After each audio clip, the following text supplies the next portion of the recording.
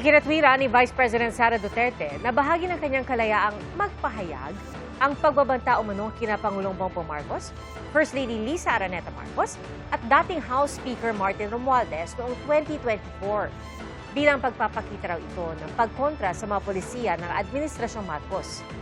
Nakapaloob ang pahayag ng Vice Presidente sa kanyang formal na tugon sa Articles of Impeachment. Saksi si Joseph Moro. Nakuha ng GMA News ang formal na sagot ni Vice President Sara Duterte sa 4 na articles of impeachment laban sa kanya.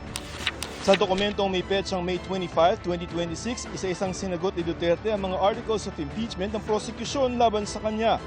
So umano'y bantang ipapapatay si Pangulong Bongbong Marcos Jr., First Lady Lisa Marcos at dating House Speaker Martin Romualdez noong November 23, 2024. Kasi may kinausap na ako na tao. Sinabi ko sa kanya, pag pinatay ako, patayin mo si BBM, si Lisa Araneta at si Martin Romualdez. No joke. Sinabing ito raw ay freedom of expression o kalayaan sa pagpapahayag bilang pagpapakita ng pagkontra sa mga polisiya ng Administrasyong Marcos. Protektado daw ng konstitusyon di lamang ang mga pahayag na magandang pakinggan, kundi pati yung nakakasakit, nakakagulat o nakakabahala. Wala rin daw ipinakitang pruweba na talagang may kinontratang assassin para patayin ang Pangulo, unang ginang at dating Speaker. Iginit ni Duterte na wala raw pagbabanta dahil sinagot lamang niya ang tanong ng reporter ukol sa umuning operasyon laban sa pamilya Duterte. Sa aligasyon naman ng prosekusyon na hindi maipaliwanag na yaman ng mag-asawang Duterte dahil 30 million pesos lamang ang kanilang kita pero tumaas ang kanilang net worth ng 80 million pesos, bagay na hindi rin daw inilahad ng bise sa kanyang Statement of Assets, Liabilities and Net Worth o SALN. Sa sagot ni Duterte, sinabi niyang walang ebidensyang isinimite para patunayan ito.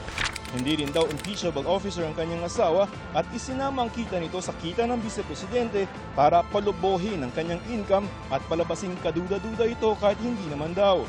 Sa aligasyon namang nasa 6.7 billion pesos ang transaksyon sa account ng mag-asawang Duterte mula taong 2007 hanggang 2024.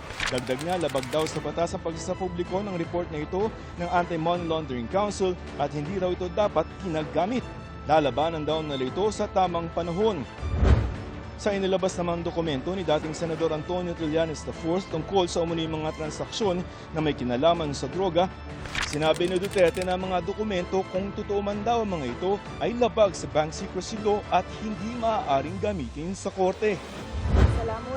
Tungkol naman sa umuning pagwawaldas ng bisa sa lampas 600 milyong pisong confidential funds, matatandang sinabi ng nagpakilalang malapit kay Duterte na si Ramil Madriaga na personal siyang inutusan ni Duterte para i-deliver ang pera mula sa 125 million pesos na confidential funds ng OVP sa Laguna at Quezon City. Tugon dito ng bise, inamin na mismo ni Madriaga na may galit lamang ito kay Duterte dahil hindi siya tinulungan ng makulong ito para sa kidnap for ransom. Wala rin daw pruweba na personal na nakinabang si Duterte. Regular daw ang release at paggamit ng confidential funds base na rin sa mga dokumento ng prosekusyon. At hindi pa rin daw pinala mga notice of disallowances ng Commission on Audit sa paggamit ng confidential funds. Tungkol naman sa umuning panunuhol at korupsyon sa Department of Education, sinabi ni Duterte na biguro ipakita na galing kay Duterte ang pera at nanuhol siya para impluwensyahan ang procurement process sa DepEd. Sa kabuuan, hiniling ng kampo ni Duterte sa Senate Impeachment Court na ibasura ang kaso laban sa kanya dahil kapos ito sa hinihingi ng konstitusyon para sa isang impeachment proceeding. Ang palitang ito ng mga aligasyon at ebidensya sa pagitan ni Vice President Sara Duterte at mga prosekutor ang lalabas, titimbangin at huhusgahan ng mga senator judges sa impeachment trial na inaasahang magsisimula sa susunod na buwan. Ako si Joseph Morong, ang inyong saksi.